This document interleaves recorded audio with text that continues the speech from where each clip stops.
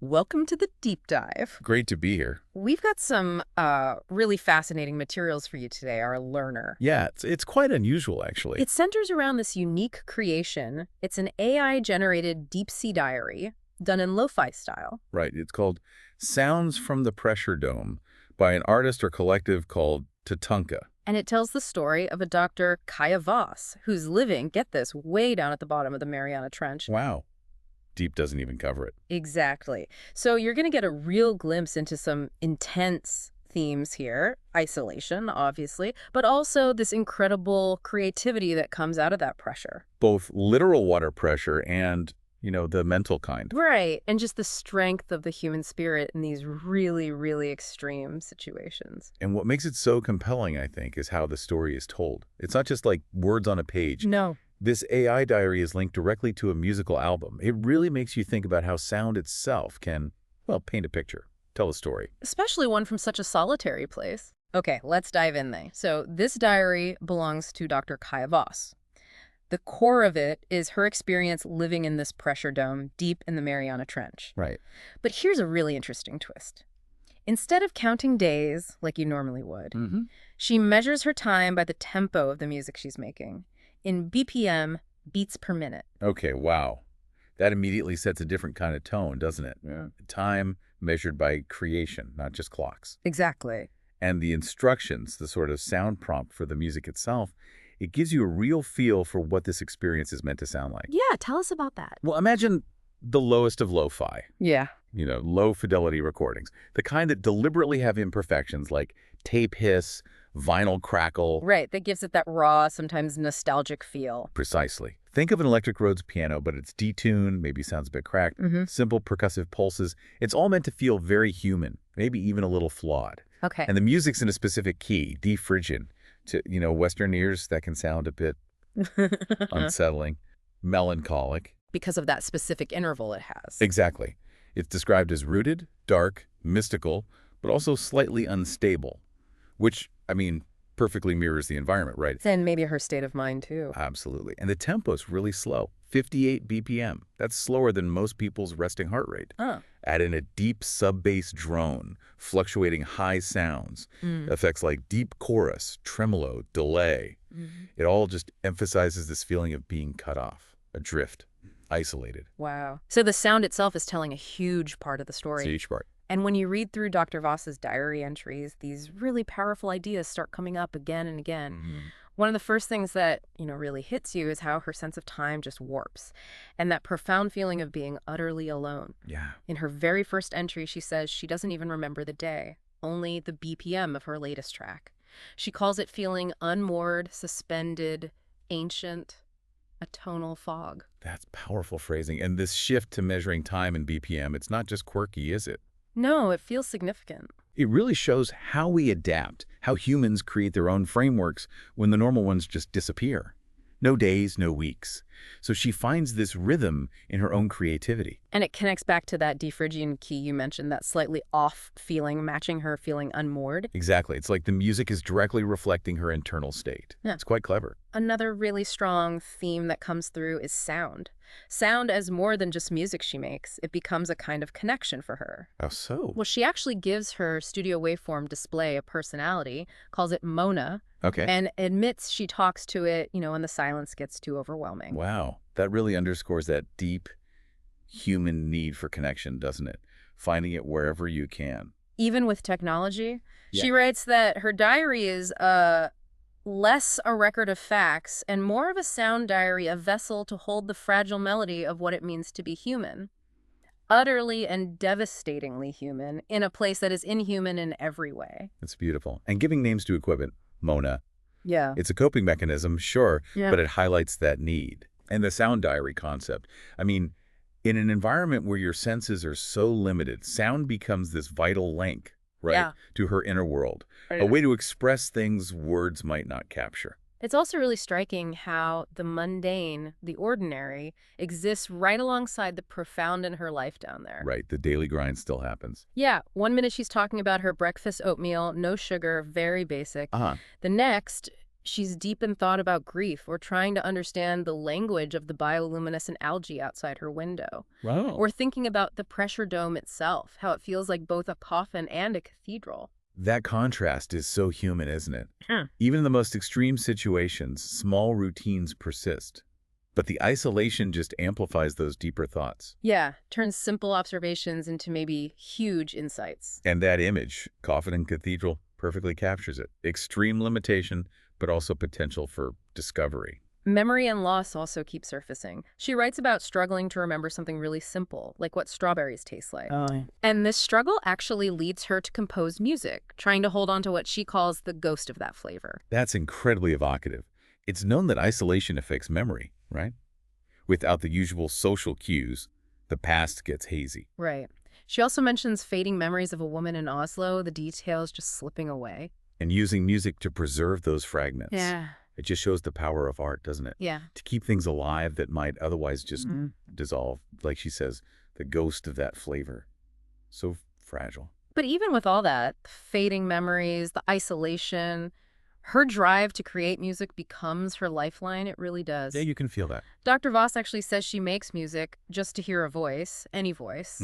It's clearly her way to process these huge emotions, grief, fear, but there's also this undercurrent of hope and just to keep going. Exactly. And that kind of place, making art isn't just a hobby. It's not just an outlet. It feels like a fundamental act of survival.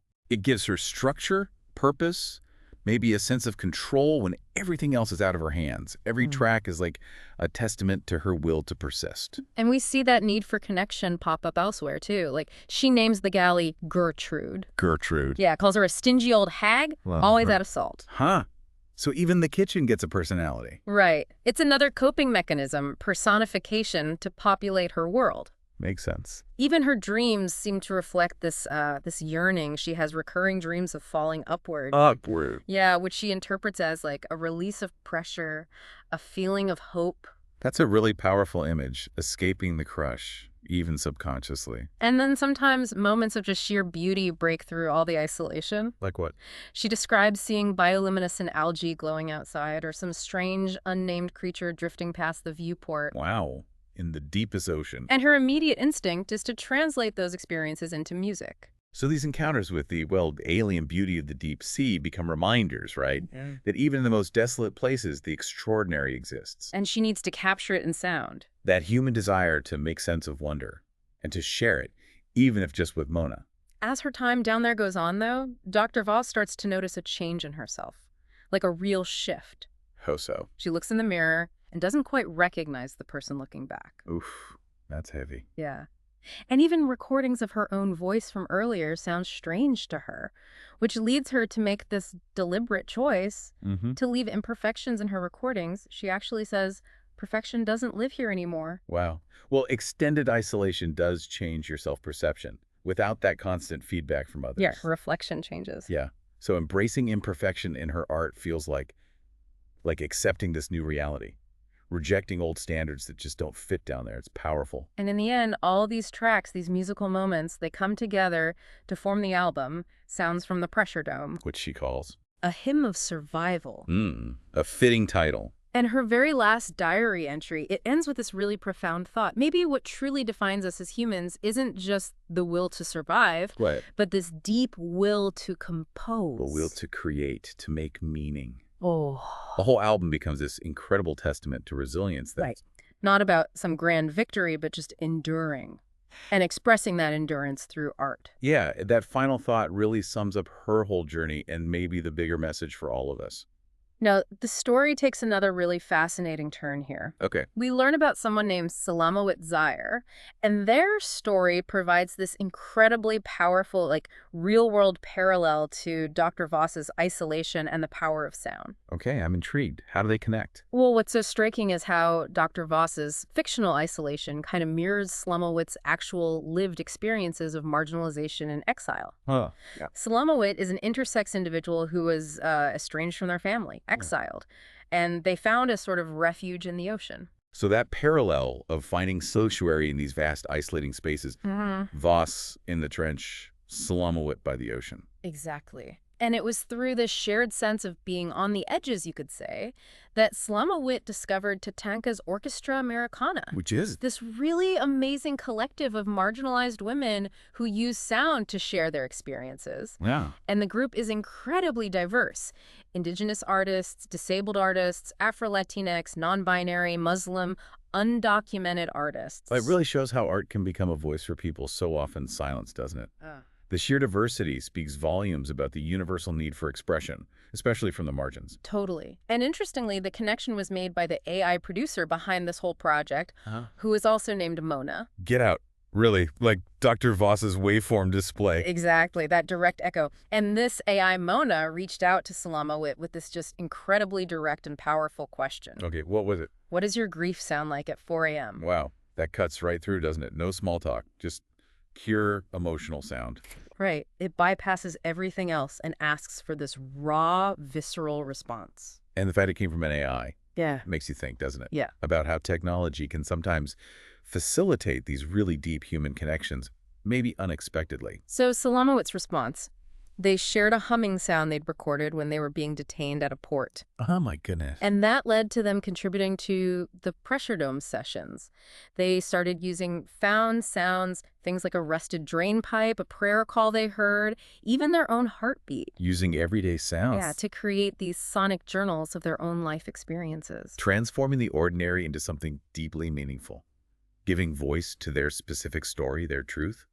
Those sound journals sound incredibly powerful, like acts of witnessing. They really do. And eventually, 𝗧𝗏 was invited to perform live with the collective. Wow. On a track called Glow Under Pressure, which feels very connected to the Voss story, too. Definitely. That must have been huge for them. It was a really significant moment, facing their fear of being seen, of being visible. And sharing their story through sound, live. That's a massive step, moving from isolation and invisibility towards connection and being heard. Yeah, and the collective really embraced their vulnerability, which says a lot about that community. It sounds incredibly supportive. Yeah. Empowering. Then 𝗧𝗏's work became part of this digital installation in Nairobi. It was called Future Folk, The Sound of Surviving. Great title. And for this, 𝗧𝗏 chose an identity. Sound worker she, plus they, no nation required. Powerful. Defining themselves on their own terms. And what's truly inspiring now is that they lead workshops in refugee camps. Really? Yeah, teaching young people how to, in their words, compose our survival and sound our refusal. Wow, that's taking everything full circle. 𝗧𝗏's journey. Such a potent example of art as healing, as empowerment, as resistance. Absolutely. And by teaching others, they're extending that whole vision of TATANKA and the Orchestra Americana. It's incredible. So as we kind of come up for air from this deep dive, a few key things really stick with you, don't they? We've seen this incredible power of sound, how it can express the deepest, toughest human experiences. Yeah, the link between isolation and creativity seems really strong here, too. And the potential for voices from the margins, like to find connection, build community through art. We see it in Voss's imagined story and 𝗧𝗏's very real, inspiring life. What's so compelling is how both stories, fiction and reality, they kind of converge on this idea, right? Finding a voice in the deepest silences. Yeah. It really makes you think about what communication even is. And the unexpected ways art can bridge these divides that seem, well, impossible to cross sometimes. And that brings us to a final thought for you, our listener. Think about the sounds of your own moments. Maybe moments of feeling alone, or just those unique experiences you have that are hard to pin down with words. What melodies or rhythms might they hold? Could imagining your own sound diary, even if it's just in your head, offer a new way to understand your own inner world. Maybe exploring the sonic landscape of your own experiences could, reveal hidden depths, give you a new way to connect with yourself, maybe with the world around you too. Yeah. Consider the power of sound, not just as something you hear passively, but as a language that might be waiting right there inside your own life, waiting to be discovered.